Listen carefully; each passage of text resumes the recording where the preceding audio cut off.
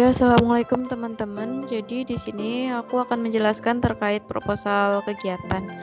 Jadi sebelum dilaksanakan suatu kegiatan, itu penanggung jawab kegiatan, terutama sekretaris kegiatan itu harus membuat proposal kegiatannya terlebih dahulu. Paling tidak itu 1 bulan sebelum kegiatan dan maksimalnya itu 3 minggu sebelum kegiatan itu sudah harus diserahkan ke sekretaris umum ataupun sekretaris 1.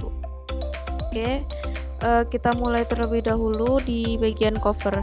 Jadi di bagian cover ini seperti cover pada umumnya ada keterangan ini dokumen apa, kemudian nama kegiatannya itu apa, logo, kemudian keterangan ini UKM dan instansi, kemudian tahun diajukannya proposal itu tahun berapa. Jadi jika teman-teman itu mengajukan proposal pada tahun 2021 berarti ditulis 2021.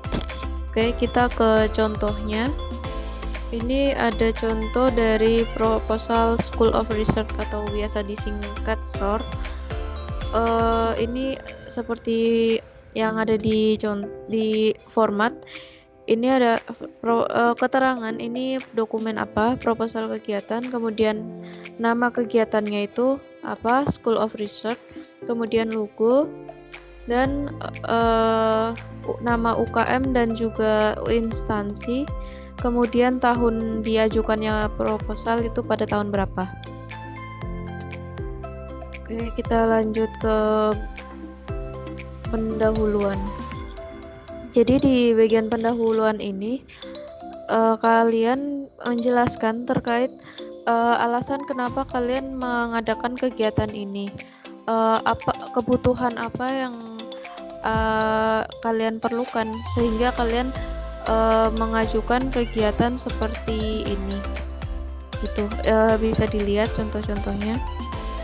Ada dari insight session. Jadi ini dari yang general dulu, keterangan terkait KPM, kemudian ini di bagian intinya adalah di insight session mereka ingin mengadakan kegiatan insight session untuk menemukan ide-ide. Jadi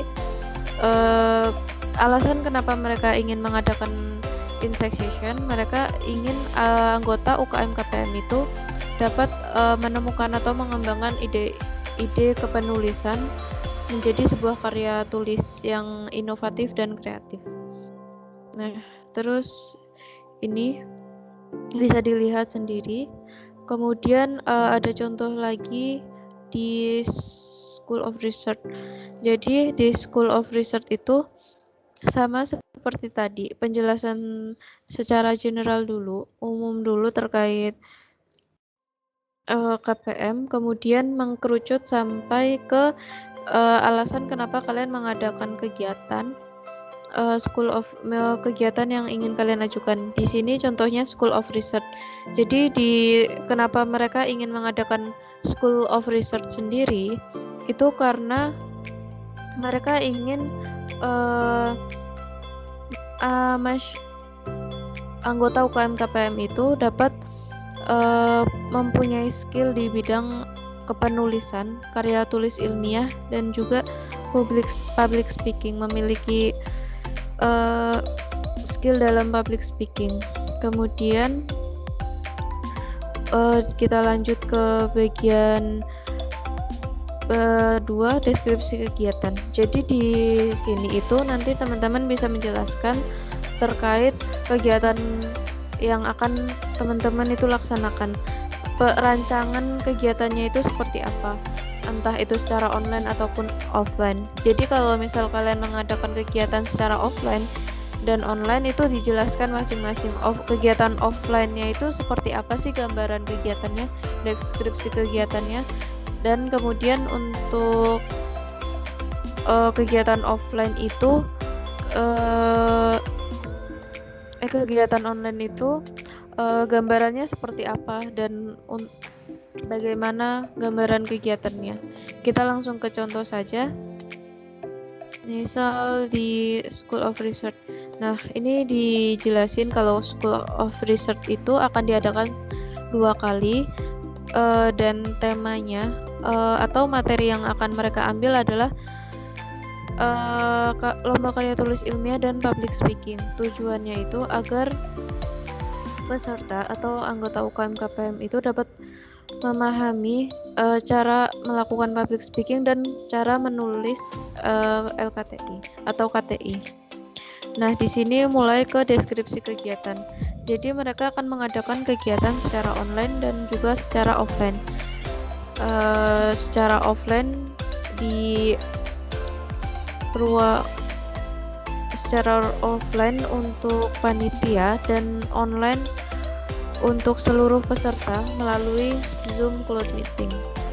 Dijelasin ini ke rangkaian kegiatannya itu seperti apa, kemudian sampai ke penutupan. Dijelasin juga kalau misal di dalam kegiatan itu apa saja rangkaian kegiatan yang akan berlangsung itu dijelasin dan siapa yang memandu dijelaskan juga di sini. Oke, kurang lebih seperti itu. Kita lanjut ke yang ketiga, itu nama kegiatan. Jadi nama kegiatan itu disamakan dengan yang ada di cover. Kalau misal School of Research berarti ditulis School of Research. Kalau misal Insect Session 1 berarti di sini juga ditulis Insect Session 1. Begitu juga yang lainnya. Kemudian tema kegiatan ditulis saja seperti ini. Kalau misal menggunakan bahasa Inggris atau kata asing itu dimiringkan. Kalau misal masih bahasa Indonesia biasa saja untuk menulisnya seperti ini. Nih, nama kegiatan School of Research, kemudian tema kegiatannya ini,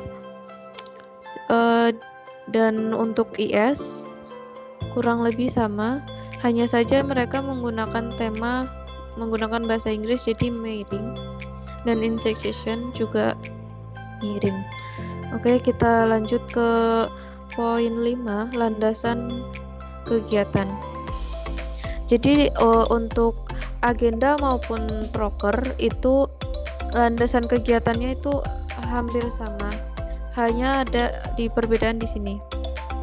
Di sini itu diisi tergantung departemen yang melaksanakan kegiatan tersebut. Misal jika School of Research itu merupakan proker departemen Litbang, jadi ditulis rapat kerja Departemen Penelitian dan Pengembangan dalam kurung Litbang UKM KPM UMY. Atau misal ada kegiatan kunjungan itu merupakan proker Departemen Humas dan Media, berarti cukup ditulis rapat kerja Departemen Humas dan Media dalam kurung HNM UKM KPM UMY. Kemudian target kegiatan. Di target kegiatan ini kayak semacam kayak ukuran bagaimana kegiatan tersebut dapat dikatakan berhasil, atau target-targetnya itu seperti apa untuk mencapai output kegiatan yang sudah ditentukan. Oke, kita ke contohnya ya. Nah, untuk targetnya itu ini peserta dapat memahami cara penulisan LKTI, terus peserta dapat melakukan public speaking dan mempunyai persiapan untuk pendampingan mengikuti perlombaan. Karena di kegiatan School of Research ini nanti akan dilanjutkan ke kegiatan Insect Session. Bisa kita lihat di sini. Di sini itu targetnya itu minimal itu ada 40 peserta yang ikut dalam kegiatan tersebut. Kemudian peserta dapat mengembangkan ide kepenulisan. Karena di kegiatan Insect Session nanti setiap peserta sudah menyiapkan idenya masing-masing untuk dipresentasikan. Jadi mereka sudah dapat mengembangkan ide yang sudah mereka tulis yang nanti akan dinilai oleh dewan juri. kemudian melatih kemampuan peserta kritis dan menyalurkan karya tulis yang dibuat ke perlombaan yang ada. Jadi nanti setelah IS berlangsung, ini nanti akan ada rencana untuk dilanjutkan untuk SOR pendampingan atau dibimbing pesertanya untuk dapat mengikuti lomba. Oke, kita lanjut ke bagian poin 7, ada waktu dan tempat. Waktu dan tempat itu sama ya, seperti ini. Ini harus ada WIB karena kita ada di Jogja, jadi kita menggunakan WIB. Kemudian tempatnya itu tergantung dari PJ kegiatan itu mau mengadakan secara offline atau online. Jika hanya offline berarti cukup ditulis nama tempatnya saja.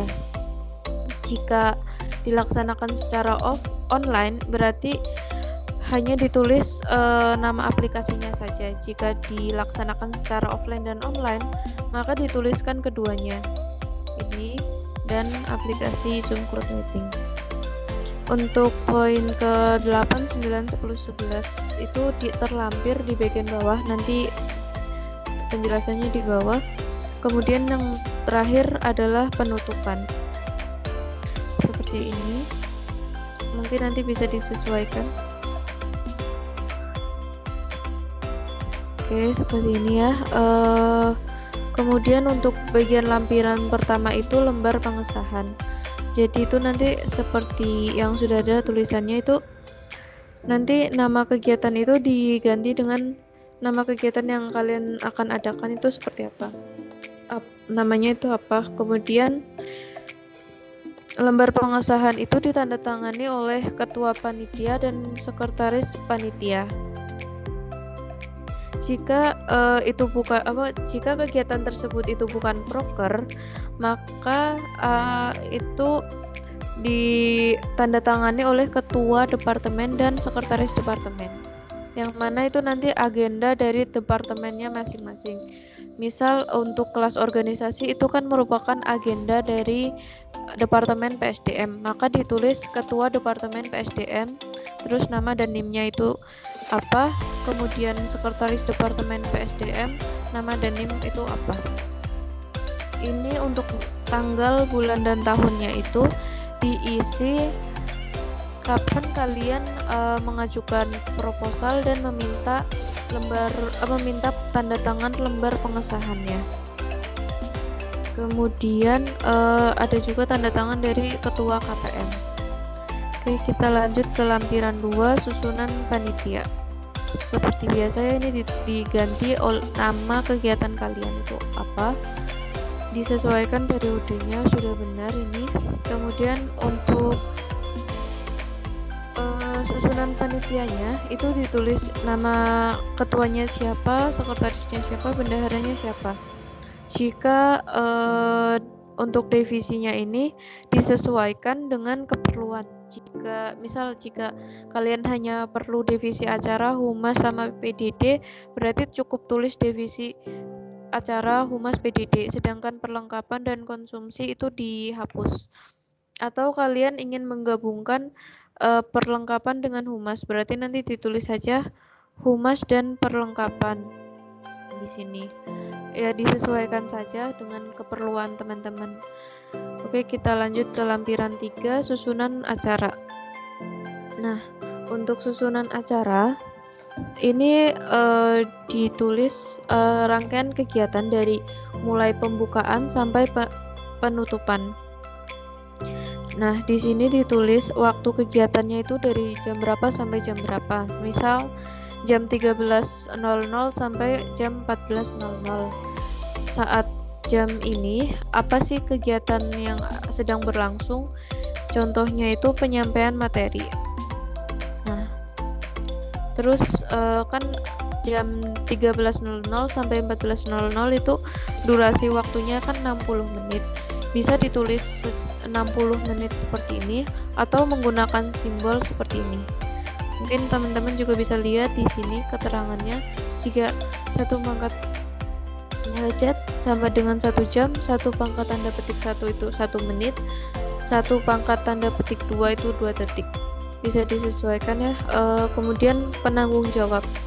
Di penanggung jawab di sini, jika teman-teman belum bisa menentukan siapa orangnya, itu dituliskan secara general, dia jabatannya sebagai apa. Misal divisi acara, berarti ditulis divisi acara. Atau kalian belum menentukan moderator, berarti ditulis moderator gitu.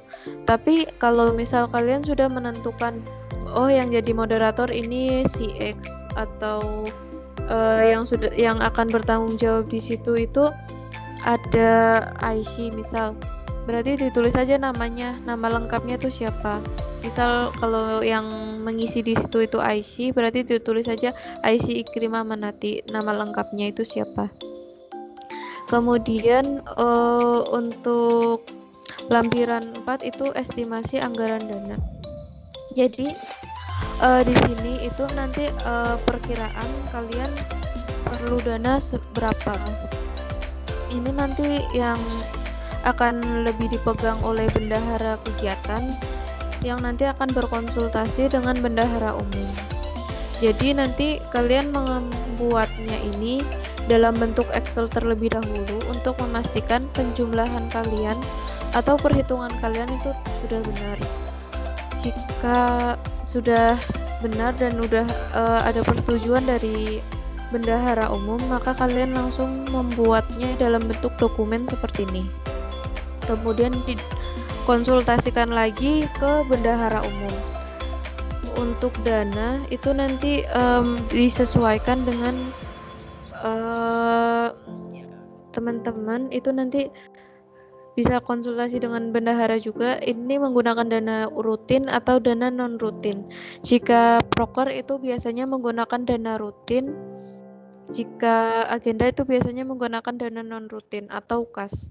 Untuk dana lainnya ini hanya opsional, ini jika ada saja. Misal ada event-event besar seperti RTC atau KIC, itu kan perlu dana yang lumayan banyak, dan itu biasanya pesertanya itu disuruh untuk iuran, maka ditulis saja dana iuran sebanyak berapa, dan dana rutinnya itu berapa yang sudah diberikan oleh bendahara umum itu berapa di proker yang kalian adakan. Oke, nanti ini lebih diperjelas oleh bendahara umum sih. Untuk penulisan proposal, jadi di sini penulisannya itu semua menggunakan font Times New Roman, ukurannya itu 12 dan spasi antar barisnya itu 1,5, dan tiap subbab itu ada spasi 1 baris. Contohnya seperti ini. Nih, jadi kan setiap bab antara subbab 1 dengan subbab 2 itu kan ada spasi. Begitu juga dengan yang lain. Gitu.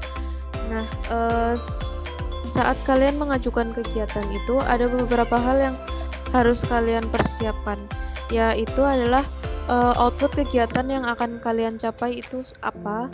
Jadi nanti saat kalian berkonsultasi terkait LP proposal yang akan diajukan, itu kalian sudah siap dengan outputnya, karena untuk di LPKA sendiri mereka lebih memprioritaskan kegiatan yang outputnya itu jelas. Jadi yang perlu kalian siapkan adalah output,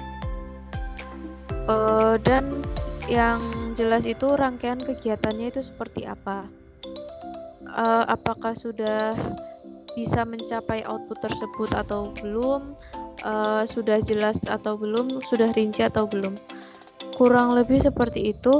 Dan untuk proposal sendiri, sebelum proposal diajukan ke LPKA, proposal itu diajukan terlebih dahulu ke Sekdekadep atau ke sekretaris 1 atau sekretaris umum untuk dikoreksi terlebih dahulu sebelum maju ke LPKA. Oke, mungkin dari saya itu saja. Sekian, terima kasih sudah memperhatikan. Wassalamualaikum warahmatullahi wabarakatuh.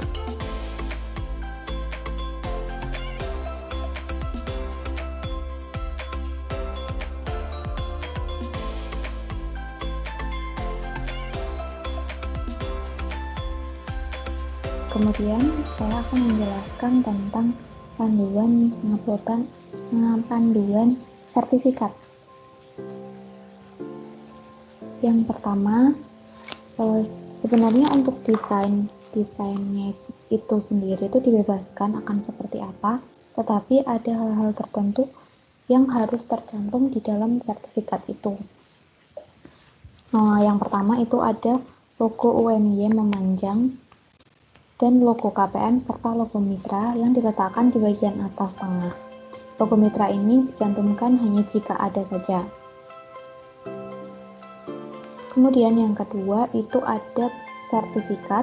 Keterangan sertifikat boleh menggunakan bahasa Indonesia atau menggunakan bahasa Inggris.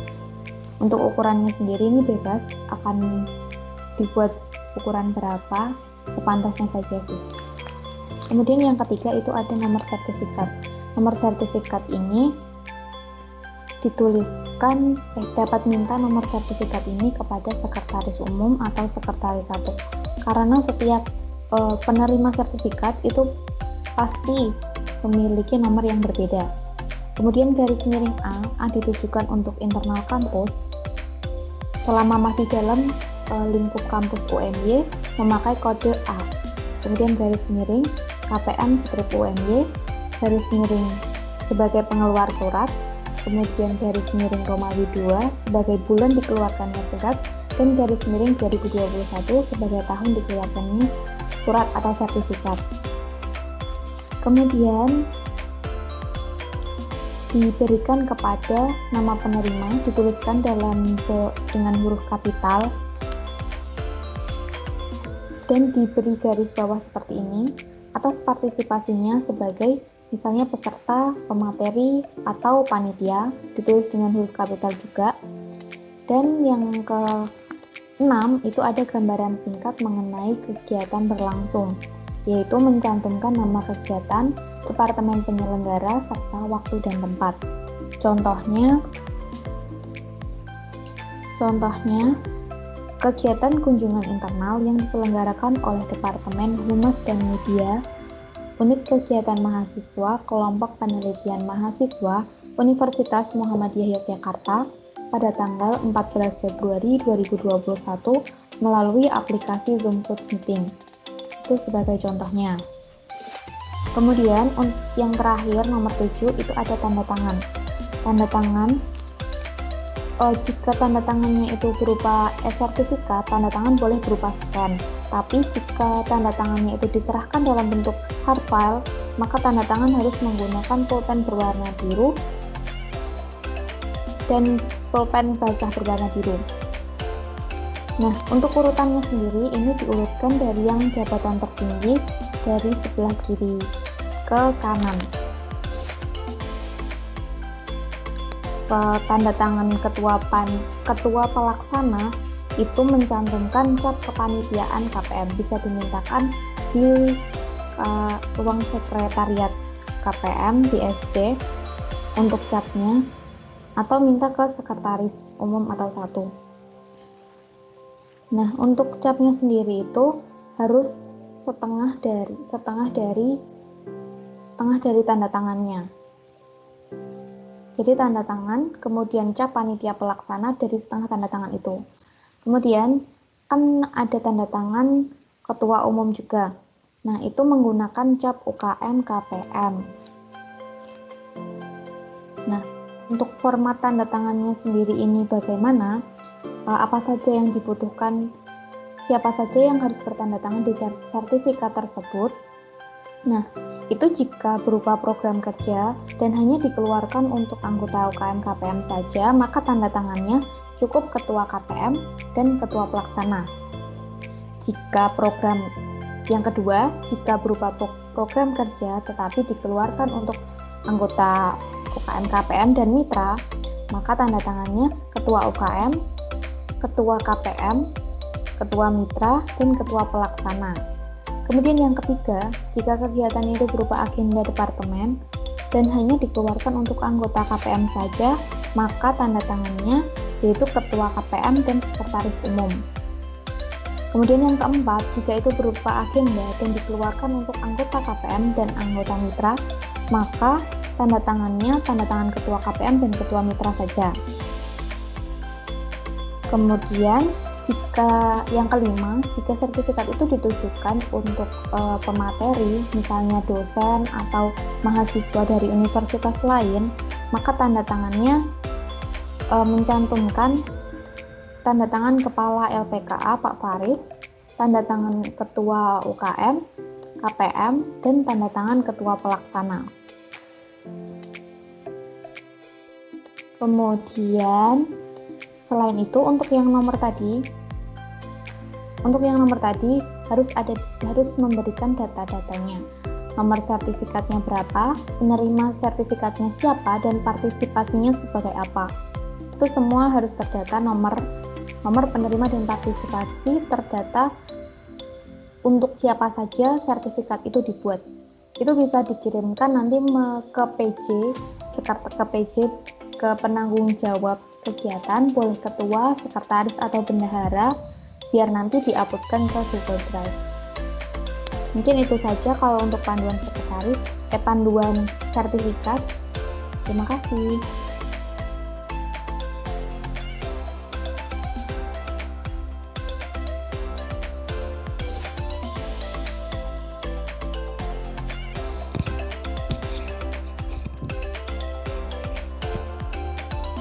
Oke, aku melanjutkan kemarin yang di LPJ itu.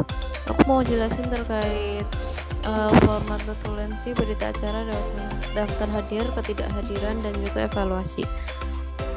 Di sini itu kalau seperti yang tadi yang sudah dijelaskan di penjelasan video di laporan pertanggungjawaban, di situ kan ada lampiran. Nah, di situ ada lampiran 1. Lampiran 1 itu terkait rapat persiapan. Berarti ada berita acara seperti ini. Tinggal diisi harinya kapan, tanggal, bulan, dan tahunnya kapan, nama kegiatannya, terus tempat atau kegiatan dilaksanakannya di mana, atau aplikasi dilaksanakannya di mana. Misal kalian kegiatannya secara offline saja, berarti cukup ditulis nama tempatnya. Kalau misal kalian hanya mengadakan secara online, berarti tulis nama aplikasinya saja. Jika keduanya, berarti nama tempat dan nama aplikasinya, menggunakan aplikasi apa. Lampirannya sama, notulensi daftar hadir, terus tanda tangan. Kemudian untuk notulensi sebenarnya sudah dijelasin sih pas di panduan tugas sekretaris itu gimana. Cuma jelasin singkatnya aja ya, berarti aku ya. Jadi di sini ada notulensi itu ada 2 format LPKA dan format KPM. Format LPKA itu adalah format asli yang nanti akan diserahkan ke LPKA seperti ini. Nanti ditulis seperti ini sebenarnya. Dan kedua itu format KPM. Sebenarnya nggak terlalu berbeda sih dengan format LPKA. Hanya saja untuk format KPM itu ditambahkan nama siapa yang berpendapat di situ. Karena tujuannya itu untuk KPM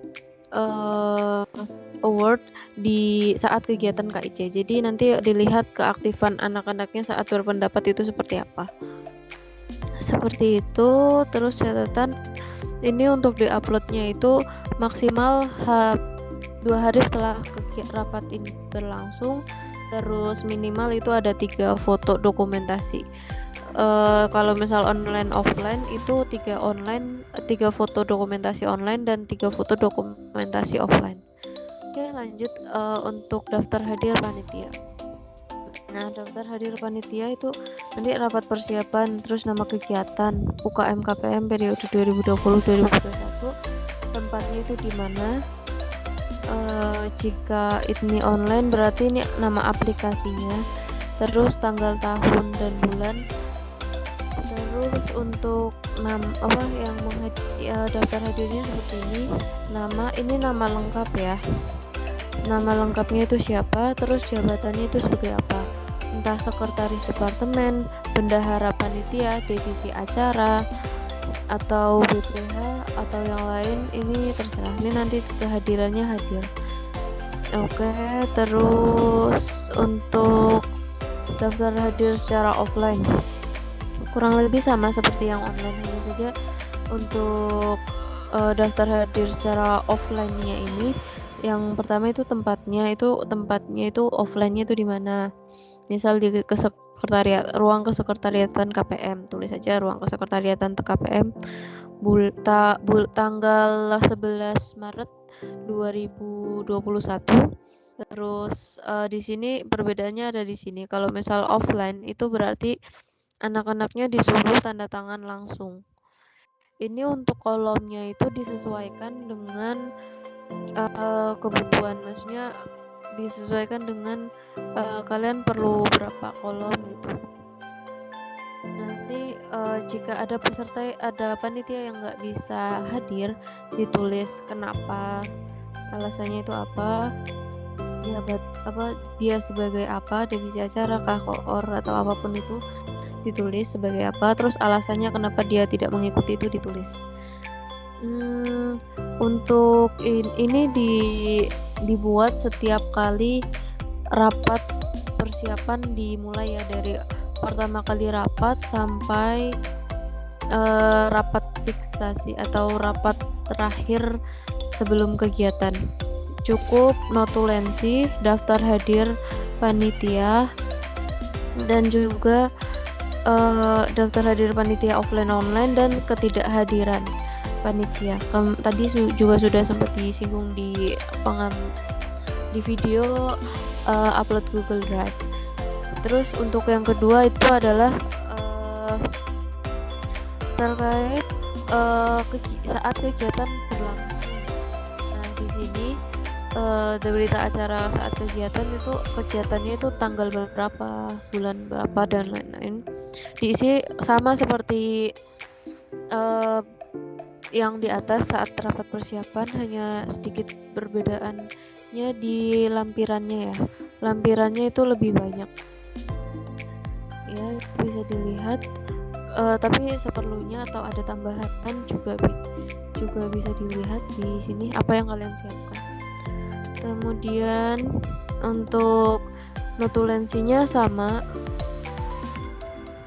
seperti yang format LPKA, tapi juga kalian bikin yang format KPM saja, biar nanti pas LPJ-an bisa disesuaikan, karena perbedaannya cuma sedikit di LPKA sama KPM. Kemudian ketidakhadiran tadi sudah tak jelasin. Notulensi. Nah, notulensi rapat evaluasi ini kurang lebih sama seperti notulensi rapat sebelumnya. Hanya saja di sini nanti ada evaluasi kegiatan. Kalian saat kegiatan tuh ada kendala apa saja dan apa yang mau disampaikan selama kalian selama kalian bertugas menjalankan kegiatan tersebut. Terus untuk saran kegiatan selanjutnya, maksudnya saat saat di periode ini kalian mengadakan kegiatan gathering, ternyata ada evaluasi nih, dan kalian ada saran untuk gathering selanjutnya untuk agar lebih baik itu seperti apa, bisa ditulis. Itu namanya siapa yang berpendapat dan ditulis pendapatnya. Sama. Terus untuk ketidakhadiran juga ditulis pas evaluasi, karena rapat evaluasi sebenarnya juga kayak rapat-rapat biasa, hanya dilaksanakan setelah kegiatan berlangsung. Sama. Untuk daftar hadirnya ada daftar hadir online, offline, dan ada ketidakhadiran. Oke, cukup sekian dari saya untuk penjelasan terkait format untuk notulensi berita acara, daftar hadir, dan ketidakhadiran. Kurang lebihnya mohon maaf. Wassalamualaikum warahmatullahi wabarakatuh.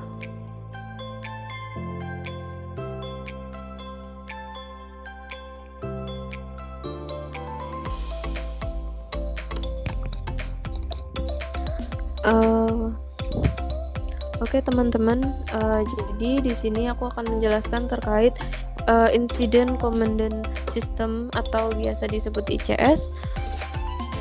Jadi sebelumnya aku jelasin dulu ya terkait ICS. Nah, ICS itu adalah suatu lembaga yang didirikan oleh UMY yang bertugas sebagai tim mitigasi COVID di UMY. Biasanya sebenarnya untuk ICS sendiri itu tidak hanya di tingkat univ saja, tetapi ada juga yang di tingkat prodi. Biasanya itu ada beberapa dosen yang ditunjuk sebagai tim ICS untuk memantau apakah ada dosen, mahasiswa atau yang ada di lingkup prodinya itu yang terkena COVID atau terdampak COVID. Nah, jika ada yang terkena atau terdampak COVID itu nanti akan ada pendataan atau ada tindak lanjut dari tim ICS itu sendiri. Oke, jadi selain pendokumentasian atau tindak lanjut yang terkena COVID itu di ICS sendiri tuh juga bertujuan agar penyebaran COVID di UMY itu tidak meluas lagi, sehingga setiap kali ada kegiatan entah itu dari mahasiswa, UKM, organisasi atau bahkan dosen atau lembaga-lembaga yang ada di lingkup UMY itu harus mengajukan surat kepada ICS UMY. Surat yang diajukan itu ada dua macam, teman-teman. Yang pertama itu surat izin penyelenggaraan kegiatan dan yang kedua adalah surat permohonan bantuan. Nah, aku jelasin dulu terkait permohonan bantuan ya. Permohonan bantuan itu ada 3 bantuan yang disediakan oleh tim ICS. Yang pertama itu adalah permohonan bantuan masker, kedua adalah desinfektan ruangan, dan ketiga adalah tenaga relawan. Itu dari ketiga ini teman-teman bebas ingin mengajukan permohonan bantuan ke apa, entah itu salah satu atau ketiga-tiganya itu bebas. Kemudian ke surat, untuk format suratnya teman-teman bisa melihat di video format surat atau teman-teman bisa membaca panduan sekretaris atau panduan yang sudah disediakan. Oke. Kita mulai di sini. Jadi itu di sini itu nanti kalian harus menyertakan jumlah orang yang hadir secara offline. Jadi nanti kalau misal kegiatannya itu hanya dihadiri oleh panitia saja, berarti cukup ditulis adapun jumlah panitia yang mengikuti kegiatan tersebut secara offline sebanyak titik-titik orang. Nah, ini sebanyak orang yang hadir itu bisa ditulis dengan angka ataupun huruf. Bebas nanti jumlahnya itu nanti disesuaikan. Kalau misal kalian itu mengundangnya tidak hanya panitia, maka ditulis juga harus apa saja yang diundang panitia, misal peserta, tamu undangan, itu nanti ditulis sesuai dengan yang kalian ajak untuk hadir secara offline. Oke, kegiatan offline. Nah, seperti yang sudah disebutkan, ini dilaksanakannya kegiatan secara offline-nya itu kapan? Nah, jadi untuk suratnya sendiri itu ditandatangani oleh 4 ya. Kemarin itu di video surat itu ada sedikit perubahan di bagian tanda tangannya ya. karena kemarin itu hanya cukup ada tanda tangan Pak Faris, tapi karena ada sedikit perubahan dari pihak UMY-nya atau pihak ICS-nya, maka sekarang ada tanda tangan dari ketua UKM. Jadi ada 4 tanda tangan. Dan untuk surat kedua itu ada surat permohonan izin penyelenggaraan. Oh ya, sebelumnya yang perlu dilampirkan untuk permohonan bantuan itu cukup TOR. Nah, nanti di surat perizinan kegiatan itu juga ada TOR. Jadi kalian cukup melampirkan 1 TOR saja. Jadi dirangkap 1 TOR itu untuk surat permohonan izin penyelenggara dan bantuan. Oke, di sini sebenarnya hampir sama seperti surat permohonan bantuan, hanya saja untuk lampirannya itu ada 3 hal yang perlu kalian lampirkan. Yang pertama TOR, kemudian data panitia, peserta maupun tamu undangan itu disesuaikan dengan orang yang kalian ajak hadir secara offline. Dan yang terakhir adalah surat pernyataan bersedia mematuhi protokol kesehatan. Oke, masih sama. Yang bertanda tangan ada ketua panitia, sekretaris panitia, ketua KPM, dan juga Pak Faris atau kepala LPKA. Di sini juga sama ya, jumlah panitia dan atau orang yang hadir secara offline nanti ditulis disesuaikan dengan yang kalian nanti akan adakan kegiatan itu mau seperti apa, nanti disesuaikan saja. Kemudian saya akan menjelaskan terkait lampiran surat ICS. Nah, di sini itu ada nama ketua, sekretaris, bendahara, dan panitia. Atau ini salah satu saja. Kalau misal diutamakan itu ketua kegiatan atau PJ kegiatan.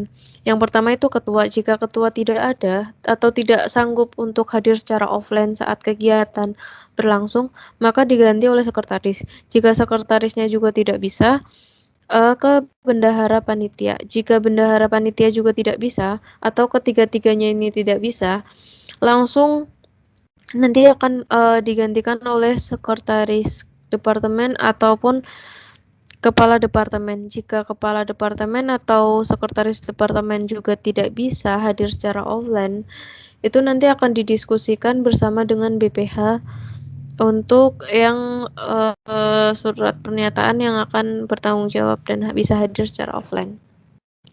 Oke, kemudian untuk ini cukup nama orang yang sanggup bertanggung jawab ya. Kenapa sih harus ada surat pernyataan sanggup bertanggung jawab? Jadi di sini ketua atau sekretaris yang atau PJ yang bertanggung jawab untuk yang bertanda tangan di bawah ini nanti dia bertugas sebagai memantau apakah kegiatannya itu dijalankan sesuai protokol atau tidak, atau memantau jalannya kegiatan. Oke, yang jelas itu harus sesuai dengan protokol kesehatan. Oke, sama hari, tanggal, tempat. Kemudian disesuaikan ini siapa yang akan bertanda tangan, kemudian nama dan NIM-nya. Dan kedua, daftar hadir. Jadi kalau misal kalian mengadakan kegiatan itu hanya mengajak panitia saja yang hadir secara offline, maka cukup seperti ini. Daftar hadir panitia kegiatan titik-titik UKM KPM UMY periode 2020-2021. Itu nanti melampirkan nama, NIM, dan juga nomor telepon. Kemudian jika kalian itu mengajaknya tidak hanya panitia, tetapi itu ada peserta, ada tamu undangan atau ada yang lain itu ada pokoknya lebih dari satu, itu ditulis seperti ini ya. Daftar hadir kegiatan titik-titik UKM KPM UMID periode 2020-2021. 1 atau A, daftar hadir panitia, daftar hadir tamu, dan juga daftar hadir peserta. Itu nanti kolomnya disesuaikan masing-masing ya, disesuaikan dengan jumlah masing-masing. Itu nanti namanya itu nama lengkap, terus NIM-nya, dan juga nomor telepon. Nomor telepon yang masih aktif diusahakan sih untuk WhatsApp saja ya. Jadi nauzubillah min zaliknya, jika ada salah satu dari panitia itu terkena COVID dan dia hadir di saat itu, teman-teman bisa langsung dihubungi oleh tim mitigasi COVID untuk ditindaklanjut tindak lanjut lagi. Tapi ada juga pengecualian jika ya entah di antara panitia, tamu undangan, atau di pesertanya itu ada yang beda instansi. Kalau misal UMY bekerja sama dengan Unjani, maka ditulis bukan NIM tetapi diganti nama instansi. Jika yang kalian undang ternyata itu tidak terikat instansi sama sekali, entah itu dari univ, sekolah atau yang lain itu, maka ada 4 hal yang perlu kalian cantumkan, yaitu pertama itu nama, kedua itu nick orang tersebut, kemudian alamat dia tinggal saat ini atau saat dia menetap, dan juga tentunya nomor telepon. Ini nomor telepon diusahakan nomor telepon yang masih aktif, sehingga jika terjadi apa-apa itu masih bisa dihubungi. Oke, kalau cukup jelas ya untuk ini. Dan terakhir itu adalah TOR. TOR di sini sedikit berbeda dengan TOR pemateri. Di sini itu TOR gunanya agar tim ICS paham terkait rangkaian kegiatan yang akan kita laksanakan. Pertama itu ada nama kegiatan, terus hari, tanggal, waktu, dan tempat, terus tujuan kegiatannya itu apa, kalian melaksanakan kegiatan itu untuk apa, deskripsi kegiatan, itu udah ke deskripsi kegiatan secara offline dan online itu seperti apa, dijelaskan. Kemudian rundown. Rundown di sini berbeda dengan rundown kegiatan. Jika misal kalian kegiatannya itu jam 1, tapi kalian mulai persiapan itu jam 10 dan persiapan itu sudah masuk ke dalam ruangan atau tempat yang akan kalian adakan kegiatan secara offline. Maka di rundown ini ditulis dari kalian mulai persiapan atau mulai memasuki ruangan. Entah itu misal dari jam 10 sampai jam 11 kalian prepare tempat, jam 11 sampai jam 2 briefing atau apapun itu, nanti ditulis sampai kegiatan berlangsung, ditulis seperti rundown kegiatan biasa, kemudian penutup. Setelah kegiatan selesai, apakah ada kegiatan lain atau tidak. Kalau jika ada, berarti tetap ditulis jamnya dan juga jam, nama, dan penanggung jawab. Itu nanti ditulis sampai kalian selesai kegiatan, benar-benar selesai dan tidak menggunakan tempat itu lagi. Kemudian selesai penutup. Nah, di sini tadi teman-teman kalau misal mengadakan kegiatan COVID kan biasanya juga mengadakan kegiatan secara offline kan biasanya kalian menyertakan daftar panitia. Nah, di sini tuh biasanya ya pertanyaan yang pasti ditanyakan adalah kenapa kalian menghadirkan orang segini banyaknya, sebanyak ini. Misal kalau cuma panitia, itu nanti ditanya kenapa di yang hadir sebanyak ini, apakah sudah ada pembagian tugas atau belum? Kalau misal sudah, nanti akan diminta pembagian tugasnya. Kenapa ini ditanyakan? Karena untuk mengetahui apakah orang-orang yang hadir itu jumlah yang udah efektif atau ternyata terlalu banyak sehingga banyak panitia yang malah hanya menganggur atau tidak melakukan kerja saat kegiatan. Oke, dan jika panitia atau daftar tamu undangannya itu ada, maka ada satu hal yang ditanyakan adalah kenapa kegiatan ini kenapa mereka diundang? Apa outputnya? Jadi outputnya itu harus kuat dan harus berserta dengan alasan kayak kenapa ini kegiatan ini akan lebih efektif, akan lebih dapat outputnya atau outputnya bisa lebih banyak jika dilakukan secara offline dibanding kegiatan dilakukan secara online. Karena nanti karena seperti yang kalian tahu kalau misal sekarang itu masih pandemi, maka hal itu perlu dipertimbangkan.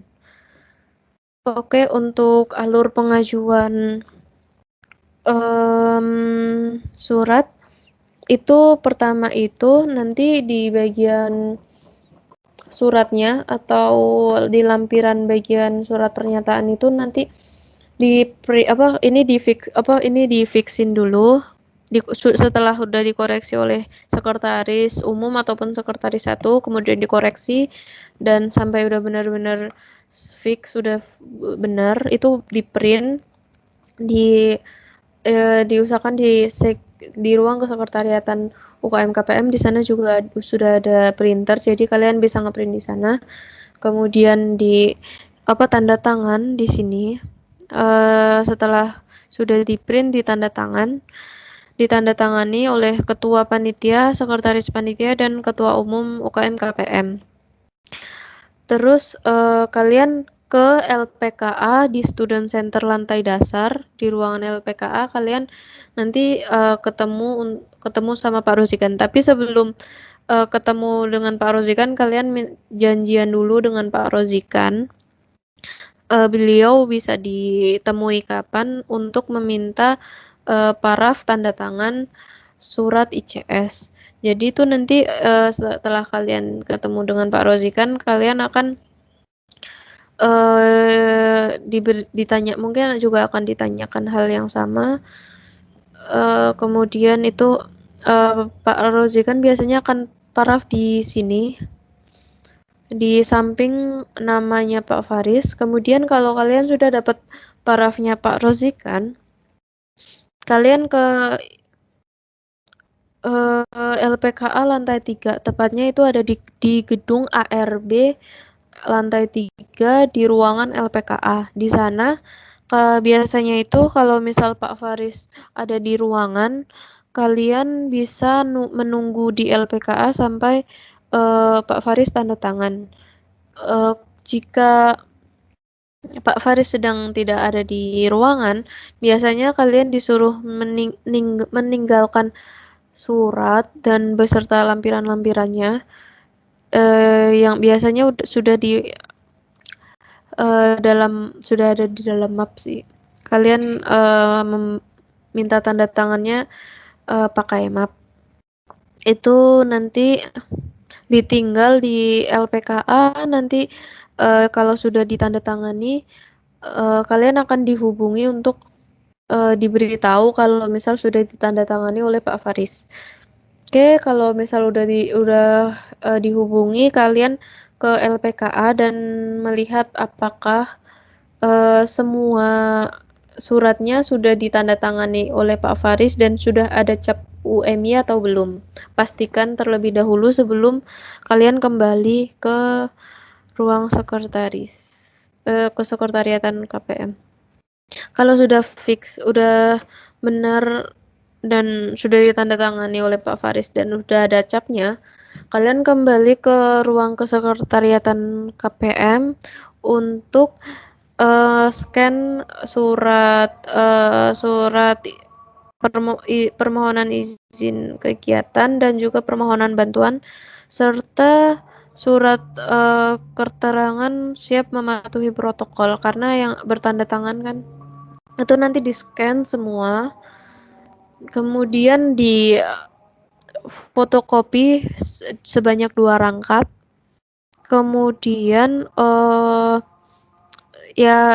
ada 2 rangkap, itu satunya untuk arsip KPM, satunya itu nanti untuk diteruskan untuk tebusan ke kantor ICS. Kantor ICS itu ada di sekitar ada di UMI Boga. Jadi itu untuk yang pertama itu yang asli atau yang bertanda tangan basah itu nanti diserahkan ke rektorat, dan yang sudah difotokopi itu nanti salah satu diserahkan ke kantor ICS, kemudian yang satu buat untuk arsip KPM. Nah, nanti setelah diserahkan kalian tinggal menunggu persetujuan dari ICS UMY-nya itu sendiri. Nanti surat persetujuannya atau perizinannya akan dikirim di nomor yang sudah disediakan atau di kontak person yang tersedia di surat. Oke, sekian untuk penjelasan terkait ICS. Terima kasih sudah mendengarkan. Assalamualaikum warahmatullahi wabarakatuh.